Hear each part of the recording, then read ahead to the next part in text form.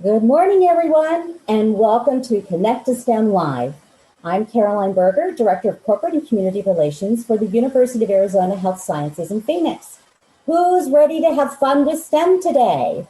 Let's see your hands. Let's get you up and moving this morning. We're so delighted that you all are here. There we go. We got our STEM shirts on, and speaking of our Connect2STEM shirts, stay with us through all of the sessions today. We're going to be giving away this limited edition beautiful turquoise shirt during each session. So that means you have at least 4 or 5 times to win today. So stay with us, okay? So make sure you have a friend or a parent or someone with you and enjoy all that we have to do today. We're going to start off with a message from Sunny from the Be Kind crew.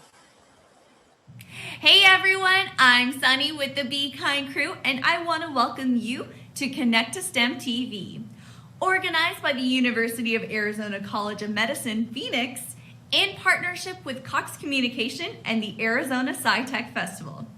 Who's ready to get nerdy? Today we are going to have fun and work on a STEM project. Be sure to have your materials. Get ready, set, let's go. Welcome, students. Hello, my name is Mark Clytus. I'm a PhD student at University of Arizona in American Indian Studies, emphasis in higher education. Today, I'm going to be talking to you about cultural engineering and STEAM. And today, we're going to be talking about Native American dwellings in Arizona. First, I would like to recognize we have 22 federally recognized tribes here in the state of Arizona. Nationally, we have 574 recognized Native American nations in the United States. And so what I'm wanting to do today is kind of talk about the Native American dwellings. And I am a little bit more towards the Navajo Nation. My family is Navajo, but I will have a demonstration or pictures of other Native American dwellings of other tribes here in Arizona that you can also do this project at home and build. So today I want to ask you guys 2 questions. Do you know what the difference between a male and female Hogan is? And how many sides is a hexagon or octagon? So I want you guys to kind of think about that. And as I show you first, we're going to talk about building a female Hogan. And a female Hogan can be 6 sides or 8 sides. Today, with the materials that you have popsicle sticks like this, and you have glue at home that you use. I'm using Gorilla Glue. You don't have to use Gorilla Glue, but you can use any type of glue at home that can put the pieces together and stick together.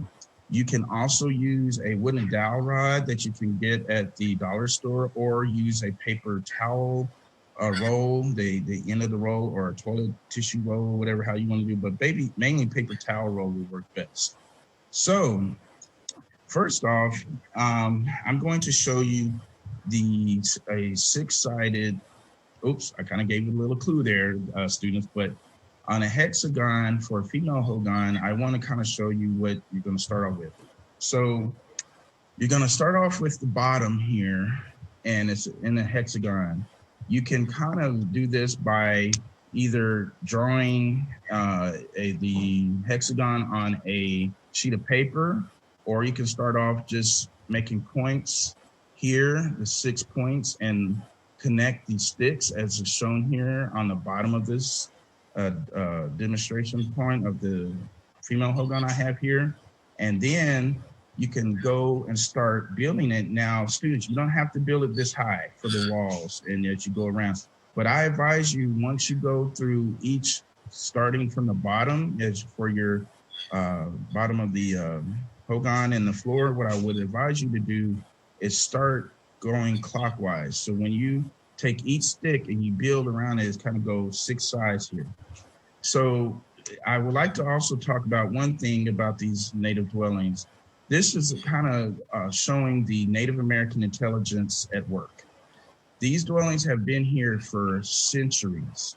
And it's really important to understand that the reason why they were built is because they were built for different cultural reasons, for ceremony. They were built for family dwellings. They were built to withstand certain forces in the environment.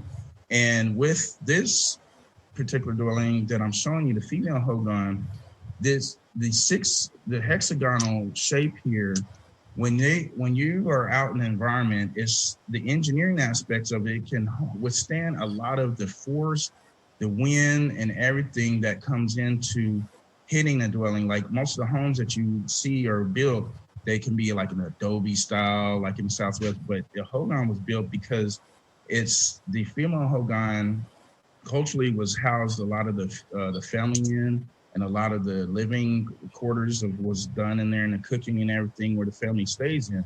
But the one thing about this dwelling and the engineering, when you have a hexagon or octagon, when the wind blows and it's hitting the face of one of these wall faces that you build here on your dwelling, it can withstand a lot of force. And then the wind is directed because it's not facing on one side. So when the wind blows, it is deflected because of the shape of the dwelling. So that's one engineering aspect tip. There's another point to it between the logs that you see. Most of the female Hogans were built with logs that were hexagon or octagon shaped. And then it has different clay, different clay and mud materials in it for insulation, for warmth, and to keep the cold from coming in. And that's what it was built with, a lot of the materials from Mother Earth. And so that's why I wanted to talk to you guys about the Native American intelligence at work here with these dwellings. Now, again, there are 22 federally recognized tribes here in the state of Arizona. So every single tribe is different. And they have their own ways of their own ceremonial dwellings. They have their own homes of how things are built. Now, I want to show you briefly how to build the roof. Most of you guys have your female Hogan with the 6 sides here, and that's your hexagonal shape. And what I want you guys to do is take 6 sticks. You have 1, 2, 3, 4, 5, 6 sticks here. And I want you to take one by one, kind of go in a clockwise fashion and glue. And you can use Play-Doh, or you can use a cotton ball. In this case, I use a cotton ball to stick to the top of the 6-sided hexagonal shape. And then I want you to take your glue, put the glue on the stick and on the cotton ball, and glue this to here on top, and then go and stick your wooden dowel rod or the paper roll that you can use at home and glue it to the middle. You want to put that in the middle of the Hogan, because that's where a lot of the stove pipes and everything to heat the house, because if you're talking engineering, that's why the stove is in the middle, because it radiates. Heat goes up and it also expands outward, so it heats the home and it keeps you all warm. That's the reason why it's shaped the way it is, to keep you more warm. So building the roof, you want to, at each point, put 6 sticks, glue your wooden dowel rod or your paper towel rod at home, and glue it to the middle. Now that take a little time. Be meticulous. It's kind of difficult, okay? So you want to make sure you keep it glued, and it may take overnight to glue all together and stay in place. And then once you have the 6 sticks, I want you to go to each side and put another popsicle stick right in between the side here. And I'm using a wooden dowel rod as an example, so you don't have to do this, but take the flat piece here of your stick and put it right here, and come up to the middle again and go around each side clockwise here and to each side and stick that to the middle. Then once that is stuck together in the middle there of your roof, I want you guys to take a piece of construction paper. I have my notebook here. So your piece of construction paper, like for instance, the back of my notebook here will be brown. So I want you to fold it in half. And then I want you to go ahead and draw a half circle, pretty big. Make sure you draw a half circle that's pretty big, because you're going to go all the way down and come all the way up, and go to the other side and do the same thing and draw. Sorry, I can't really draw this way, but just draw a half circle on this side. And once you do half circles on both sides, I want you to open up the construction paper, what paper you have at home, and then cut in the middle of the fold where you had it, where you fold it, and cut down the middle here, and then cut the half circles out as well. Cut the half circle that you drew out too. And once you have those two pieces of paper, I want you guys to go ahead and place that on top of your roof piece here to talk about as a kind of the covering. So you're going to take one half and kind of cover it here and glue it to the sticks here on top here. You'll have more sticks than this, but you'll have the sticks here, and kind of glue it on top, and make sure that you glue here at the 6 points. That's the most important once you put the paper on. So you'll have a half coming here, and then you'll do another half on the other side to the roof of the dwelling here. Most of the female Hogans are mostly into a dome. Being the materials that we have, it's not going to kind of go in a dome, but if you illustrate it, the being in a dome is more of like showing the room of a female. That's the cultural component of what the female Hogan looks like. Now, you can also, I asked that question earlier, if you guys know the difference between the male and female Hogan. The female Hogan is the male Hogan, you will have 4 sticks. It kind of looks more like a teepee, but you're gonna do it in the 4 cardinal directions and place that on your piece of paper. And then I want you guys to take a piece of rope or a string or a pipe cleaner and wrap that around and glue together the middle, the sticks together at the top here. And then I want you to take 2 more sticks, and I want you to put, it's kind of like a chalk over this facing east. It's highly important that you have your openings facing east. And then I want you to put a piece of paper on top of the 2 sticks that you have outside here of your east side dwelling. And I will have a picture of that showing here in a minute. But that's where the male Hogan looks more of like a teepee shape, and that's where most of the ceremonies are held traditionally in a male Hogan. Again, today that's a little different, but most of the traditional ways in the Navajo, that's where most of the ceremonies were done in the male Hogan. Again, thank you for being here. I really appreciate it. And I hope to see you guys soon. Or if you have any other questions, I'll see you in a minute. All right. So let's please welcome Mark Clytus. And also, if you have a question, please feel free to include that in our chat. Mark, it's all yours. Well, good morning, everyone. I'm glad that you're here. I hope you got a little bit of out when I was talking about cultural engineering and STEAM.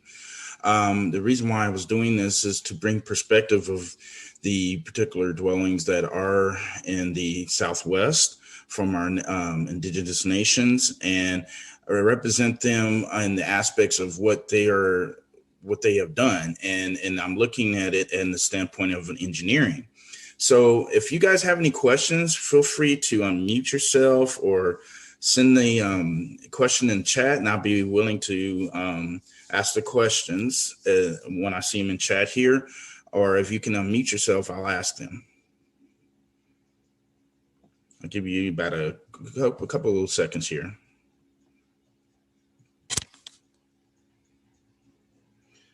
Okay, we have one. How long is the session? Okay, well, I think that was previously already mentioned. Okay. Here's a question in the chat. How did they learn how to do these without engineering training? A lot of the dwellings were built for sustainability's sake. It wasn't built with like any engineering training.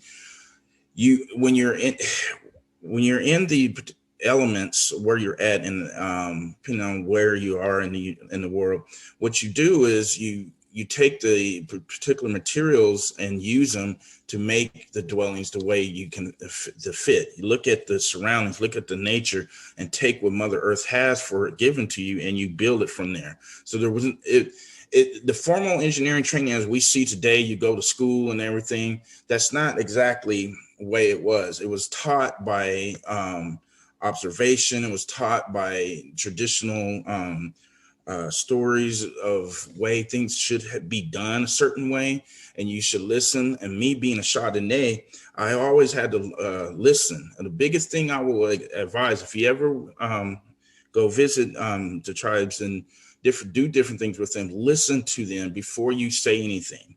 So there was not a formal engineering training like we have today, where you go off to school and you go do your math and science and you go off to the university, but there was a lot of components of engineering when they were building the dwellings. You have any other quick questions? Here's another question. Why are there female and male dwellings? That's the cultural aspect in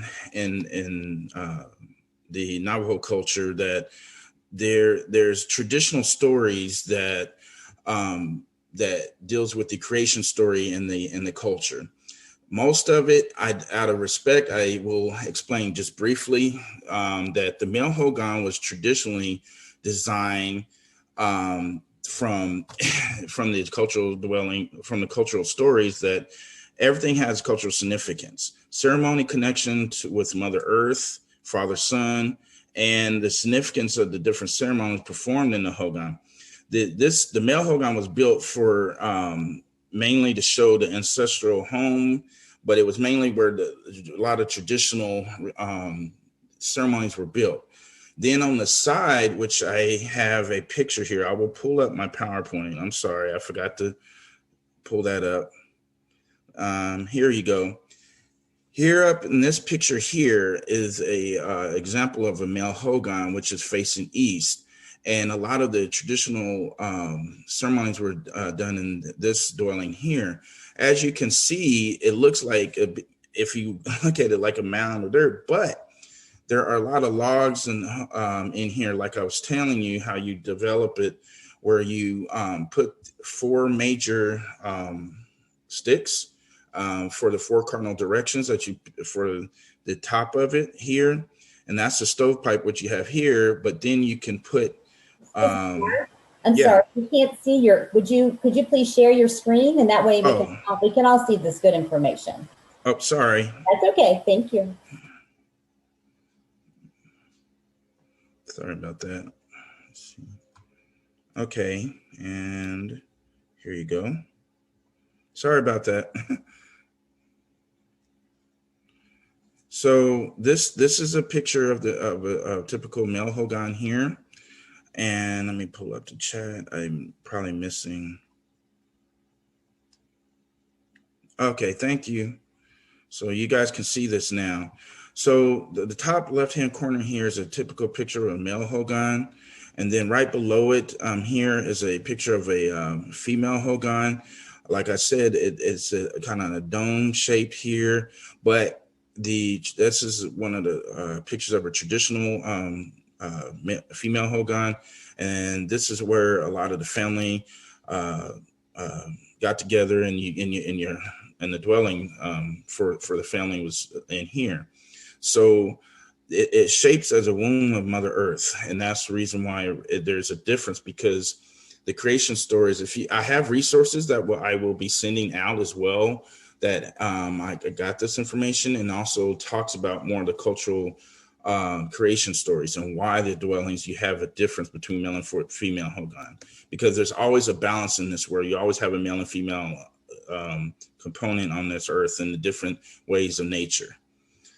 I like to also share, I was able to have a good colleague of mine, Dr. Michael Johnson. He's Hopi, and he presented to me about the dwelling that he built. And this picture here to the top right is one of his homes that he built on the Hopi res, that This dwelling is some of the Hopis have longhouses, but this is also a storage room type of home that is built into the ground.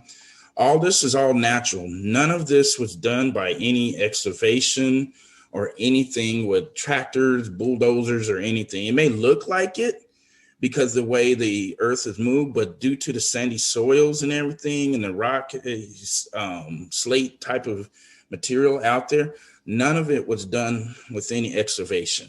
It was all done by shovels, building everything with the foundation. In the bottom right, left-hand corner here is a traditional stove here, wooden stove that's built with a whitewash with the clay over the top and wood and everything. And this is a natural vent that goes up and it's designed to either allow the air out when you're cooking on this stove. This picture to the bottom right-hand corner, as you can see, is also all naturally whitewashed. All the walls is all natural. This has no chemical paints, no nothing on it. So a lot of the using the materials of the earth, and I can't really explain which type of materials, what made it white, but it's all naturally whitewashed and clay and rock that was on there. So it's no chemicals whatsoever in the home, everything with wood, clay, mud, and this is the inside of the walls here. We also have here, the top of the roof is all natural. It's an all natural roof with rock on top. This is a picture of the top of the roof of his house, all with rock and dirt put on top of it. And then down here to the bottom left is the wall and foundation construction. It may look small because the picture's small, but when I showed you the other picture, I will ask that question here in a little bit about how the foundation and the walls were built. But with being a rocky and sandy soil, everything was done by hand and shovels and rock placement, and the rocks were stacked on top of one another to build the walls up. And then this picture here to the right is like a natural air conditioning mechanism. Okay, we have a question in the chat. How do the homes stick together? All of the materials is all from natural, from Mother Earth, from the clays, the muds, everything stacked together with rocks. There's nothing being used of any epoxies or anything like that.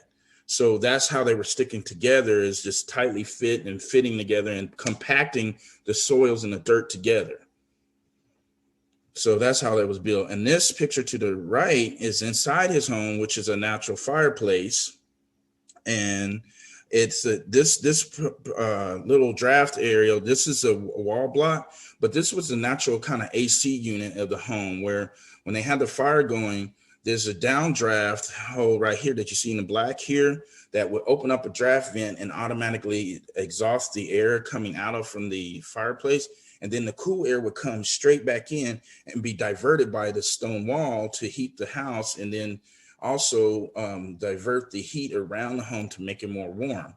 We have a question in the chat as well. How long did it take to build? He didn't really give me details of how long it took him to build this, but I'm not quite sure. I don't know if I can ask that question, but I know it took him at least a couple seasons. I don't know if it took him a year or two. I have to ask him that. But Dr. Michael Johnson, he's Hopi, and he works with the Native American Agriculture Fund, and I'll ask that. And we have another question.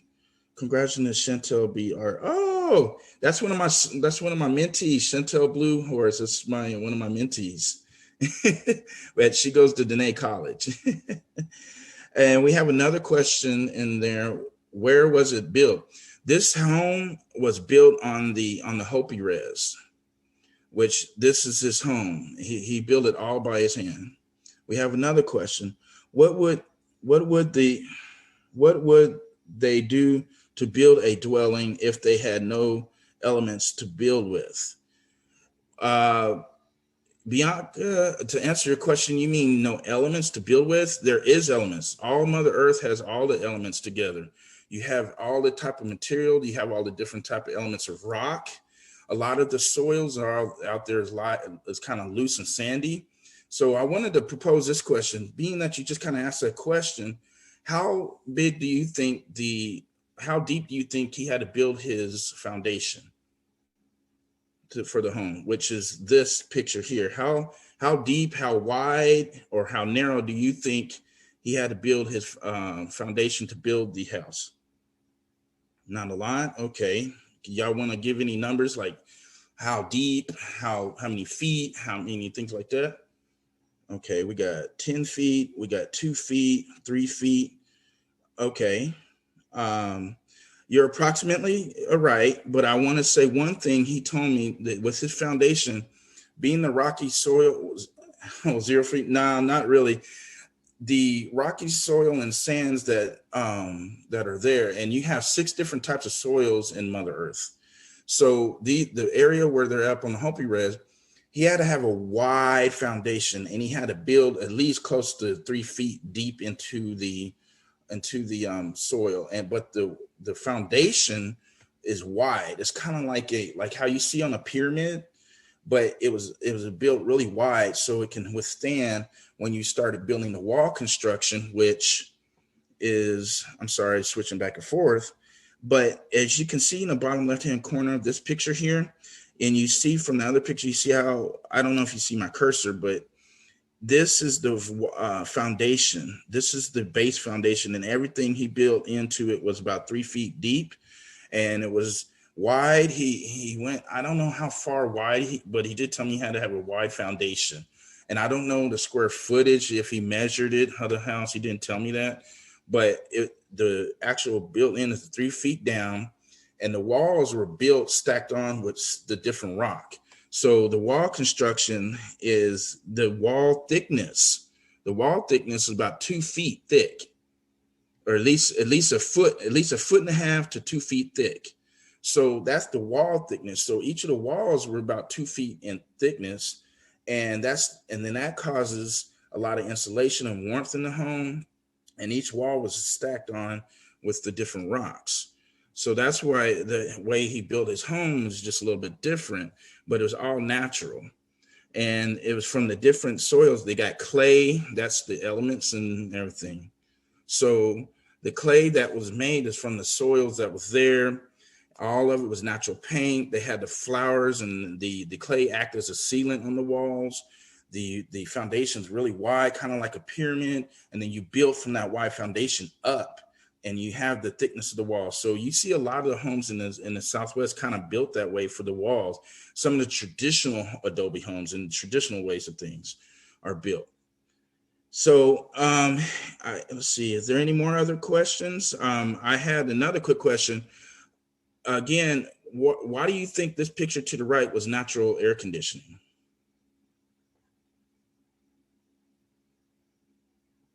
You can put in chat or unmute yourself. Okay, yeah, when, but the concept of it, how did they figure that out?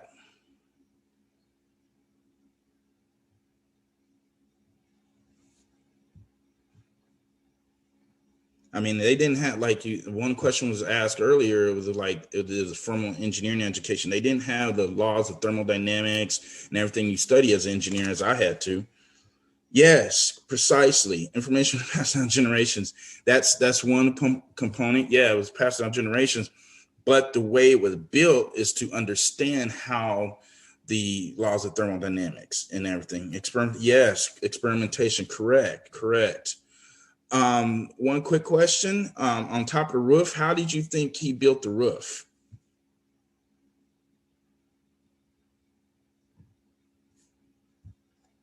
You can put into chat as well. With a mold? No, he didn't really have a mold. He just, remember when I said the walls were built with the rocks, and he stacked rocks on top of one another. These are like slate, mainly like in class you study igneous, sedimentary rocks, and I forgot the classification of rocks. It's been a little. And yes, the pillars, correct. Yeah, you remember in the picture of the wood stove, you see here on top of his roof, see how he stacked the walls here? And then he had the wood pieces right here. Yes, and then he stacked the dirt on top and compacted it, and then made the clay for the ceiling, and that's how he built the roof. And then one other question, what did the roof look like? Here you go, the roof looked like in this picture here, the top right. And Michael said very thick clay with rocks on top. Yes, so first off, before when you build, you don't start, you start off with your foundation here. What he did, all the shovel and all by hand. And I don't know how wide it was, but it was very, very wide. As you can see in this picture from where he started building the walls from the other picture I showed you, and he stacked rocks on top of rocks and built the walls up. Then he put the wooden pillars in there on top. Then he start with putting like I think he put like a little metal piece there on top and started putting rocks and dirt and compacted it on top of roof here, as you can see. And all this is all natural, and he built it into the ground. And this dwelling, the further you go in the ground, acts as a coolant as well to preserve different foods and everything, kind of like a refrigeration.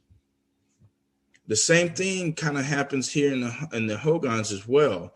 It's different ways of the way things were being built, just to withstand the elements on Mother Earth. One quick question. And I had another quick question for you guys. Why do you think the dwellings have to face east?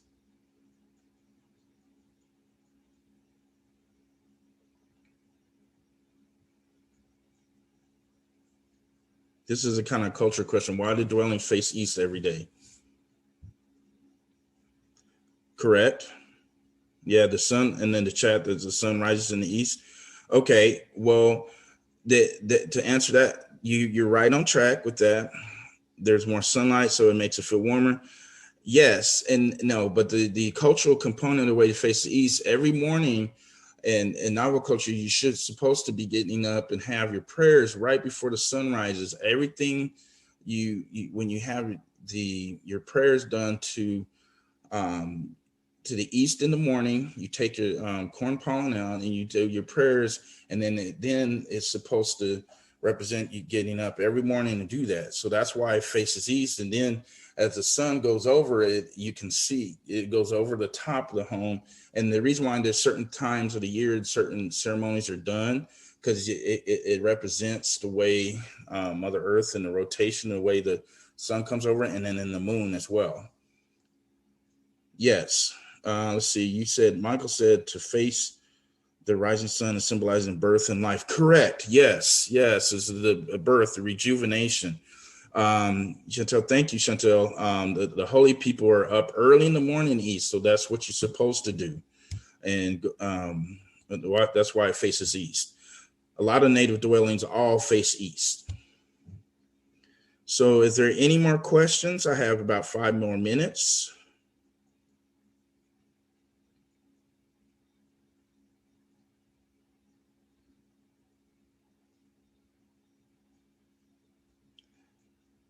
Anybody else has any other questions? Okay, well, another one. Why don't we build like this more often? I asked that my own self.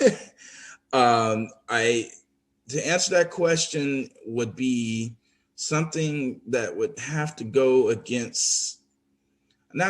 maybe it's just to indoctrinate the other aspects of engineering. That's why I'm bringing this to your attention, of how different building codes are. A lot of things were like how we have building codes here in the city. There's certain building codes, the way our infrastructure is built, the way we have to, go by this code of certain, because of fire, water, infrastructure, and everything. And the reason why we don't build it as often anymore is just because we don't know these practices. We don't understand it.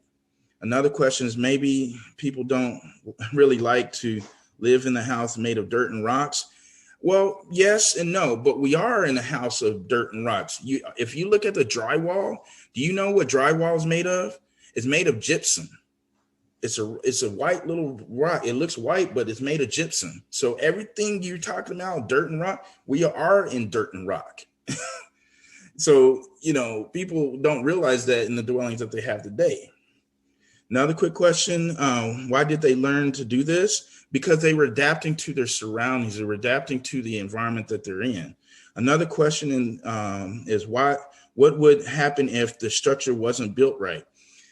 That question is a good question. If it wasn't built right, then I guess you just restart over and redo it again until it was structurally sound.